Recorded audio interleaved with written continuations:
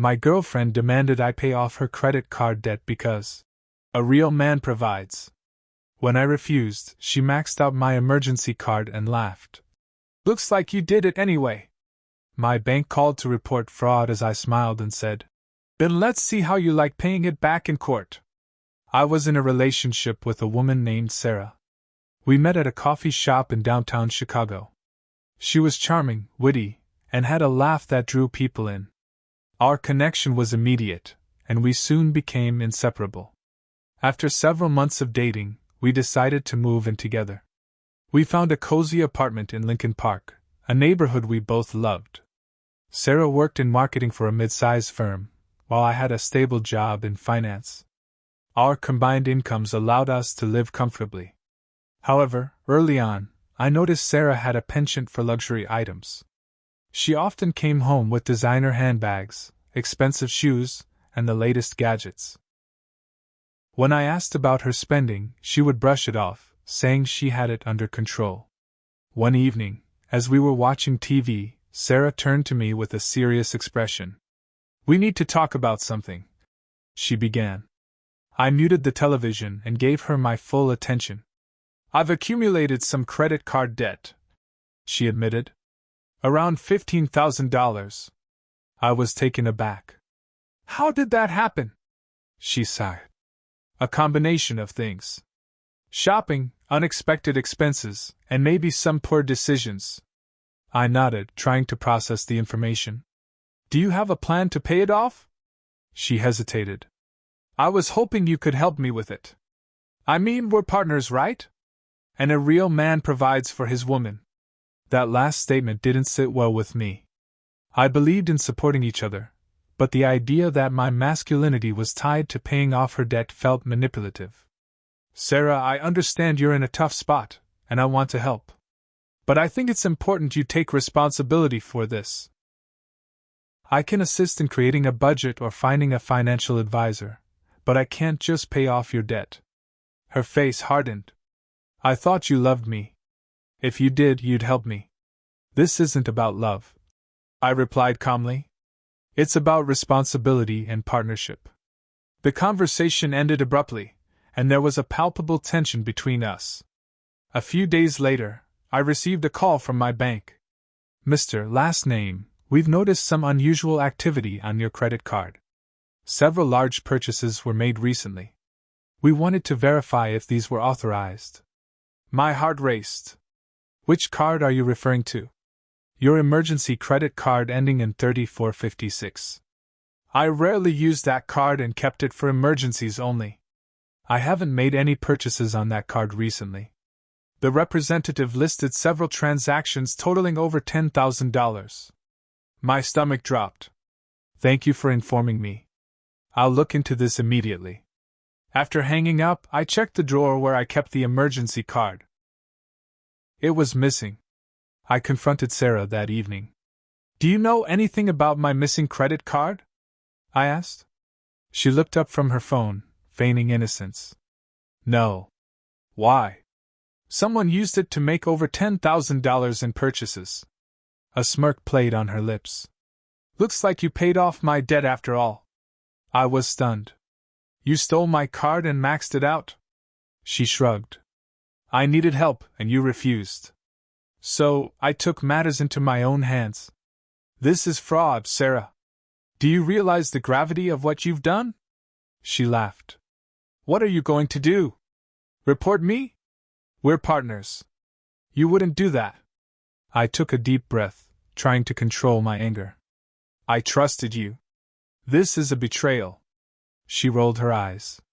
Don't be so dramatic. I didn't respond further.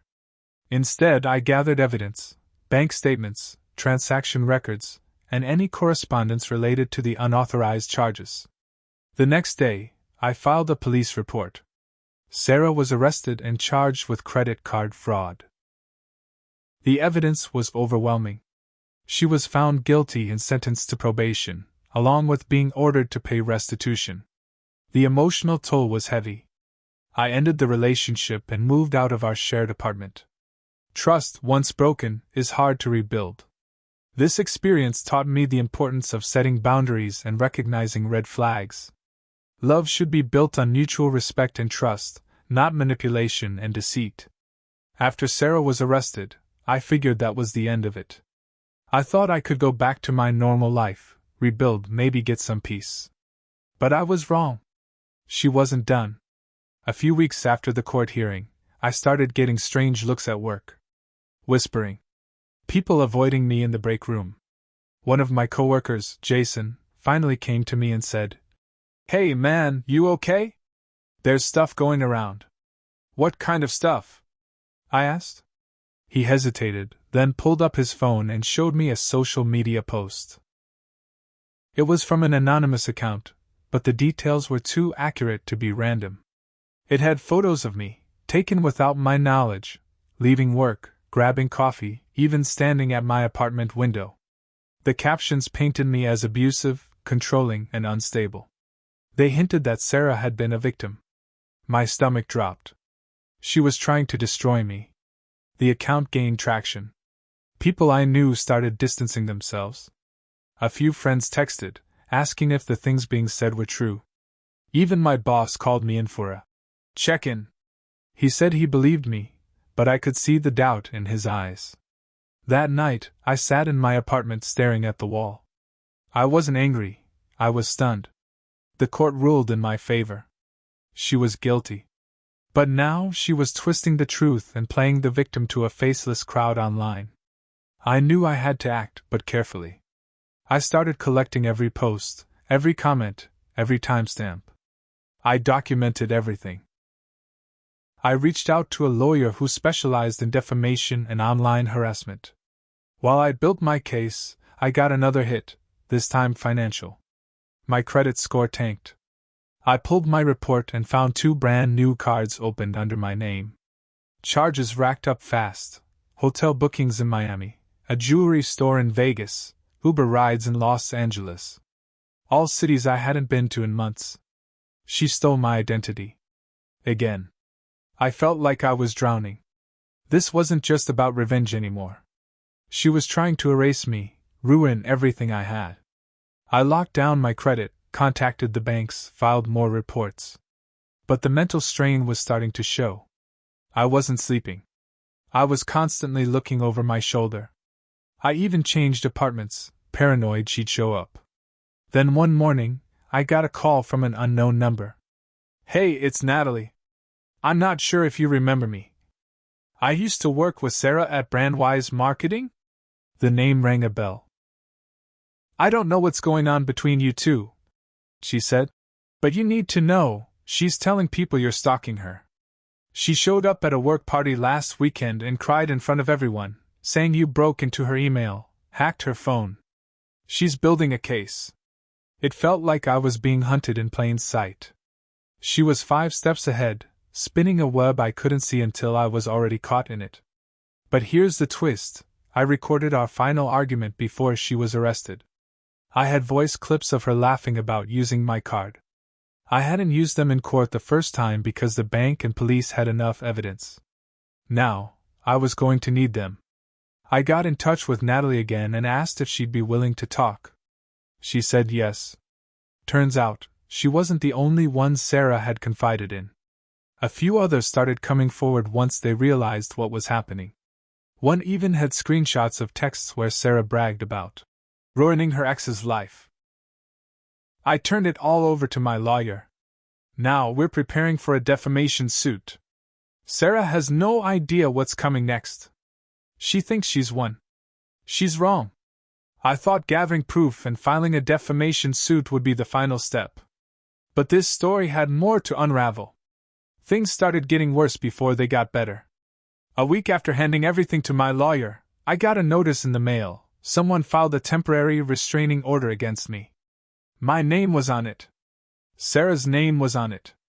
And the claim? That I had shown up at her workplace, threatened her, and tried to break into her apartment. It was complete fiction. I had security footage from my building showing I hadn't left town. I had GPS logs from my car transactions at local spots in Chicago. None of it matched her story. But still, the hearing was scheduled. Just being accused was enough to shake me. It felt like she was tightening a noose and smiling while she did it.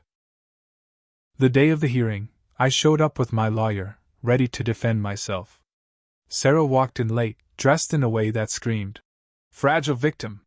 She had fake tears in her eyes, a bruised ego in her hands, and lies on her tongue. She spun a story of fear, of manipulation, of abuse. You'd think she was describing a horror film. When my lawyer presented the GPS evidence, the security footage, and the voice clips where she joked about using my card, the courtroom went quiet. Her face changed. She didn't cry. She didn't speak. She just stared, like she couldn't believe I had all this. The judge didn't throw the case out right there, but he saw through it. The restraining order wasn't granted. Instead, an investigation was opened into her false claims. That should have been enough to make her back off. It wasn't. About a month later, someone broke into my new apartment.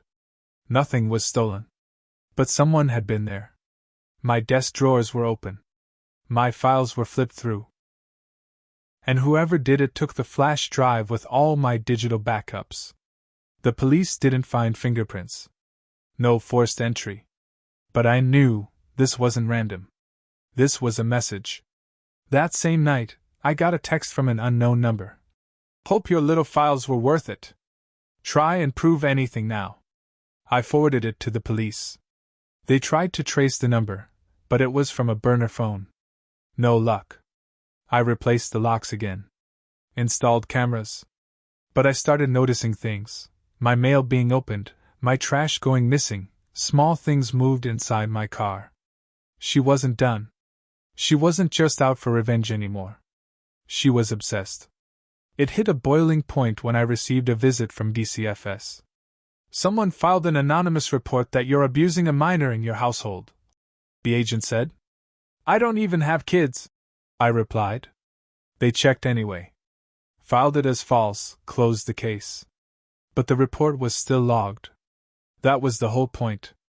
To make noise. To stain my record. Even temporarily. The thing is, Sarah wasn't doing this alone. Turns out, she had a new boyfriend, a guy named Blake.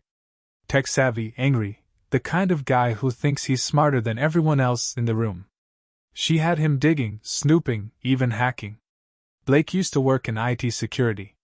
He'd been fired 2 years earlier for inappropriate access to user files at a company in Milwaukee. That detail came from Natalie again. Her brother knew someone who worked with him. So now I had more than a toxic ex to deal with.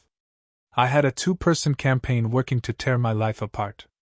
I changed everything: email, phone, bank accounts, locks, even my route to work.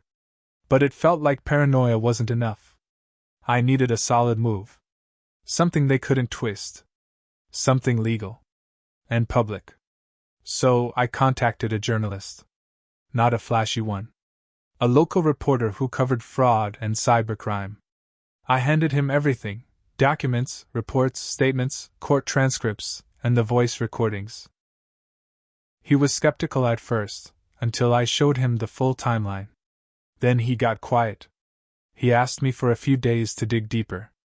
2 days later he called and said, "There's more to your ex than you know. You're not the first. And Blake? He's been blackmailing people for years." The web was bigger than I realized. And I was going to burn it down. The reporter didn't waste time. A week later, he published the full story on the station's website under the headline, "Digital Lies: The Hidden Lives of a Couple Who Weaponize Fraud."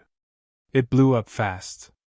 Names were redacted for legal reasons, but anyone who knew us could connect the dots. It didn't take long for Sarah and Blake's little empire of lies to crumble. The article laid everything out: the fake abuse claims, the stolen identity, the restraining order lie, the harassment, even the digital break-ins. And there were more victims. 2 ex-boyfriends of Sarah's came forward, and one woman who said Blake had blackmailed her out of thousands after hacking her cloud account. The article hit like a bomb. Sarah lost her job. Blake's face made it to online message boards. He tried to threaten the journalist, which only made things worse. That got him arrested on separate charges for cyberstalking. The police raided his apartment and found folders labeled with names, usernames, passwords. Mine was in there too. With that discovery, the cops reopened my break-in case, now tied to multiple ongoing investigations. Suddenly, everything I'd been screaming about for months was finally taken seriously. But the real justice came from court. My defamation suit moved forward. Sarah tried to play victim again, but this time the judge had everything: texts, audio, the article, the burner phone message, witness statements, the stolen identity trail. She was ordered to pay damages. Not just to me, but to others. The restitution was massive. Her assets got seized. She had to sell her car, her designer clothes, even dip into a small inheritance she once bragged about never needing. But that's not the part that hit her hardest. Blake turned on her. Facing time behind bars, he flipped. Gave up every detail, every plan, every message they exchanged. He had screenshots, audio, backups, even joked in one message. We could ruin this guy's whole life and no one would care. He was hoping for a deal. He threw Sarah under the bus without blinking. She broke down in court, screaming that it wasn't fair, that she was manipulated, that she didn't deserve this. That she was just trying to survive. No one believed her. She got sentenced to 18 months. Blake got 4 years. And me? I walked out of that courtroom free. Tired. Hollowed out. But free. Still, I can't lie and say I came out of this clean. I made mistakes. I ignored the signs early on. I let charm and attraction blind me to red flags. I stayed when I should have walked away. I believed words that came with strings attached. I gave someone access to parts of my life I should have guarded better. I lost friendships during that time. I became paranoid, closed off, angry. I watched my own mind bend under pressure. I doubted myself more than I should have. But I also learned how strong I could be when I had to be. I moved out of Chicago. I live quieter now. I've rebuilt what I could, and I keep receipts for everything, literal and emotional. Sarah's name is like a scar. Faded but there. Blake's just a shadow of someone who tried to play God and lost. They wanted to ruin my life. Instead, they destroyed theirs. And I didn't lift a finger to hurt them. All I did was shine a light.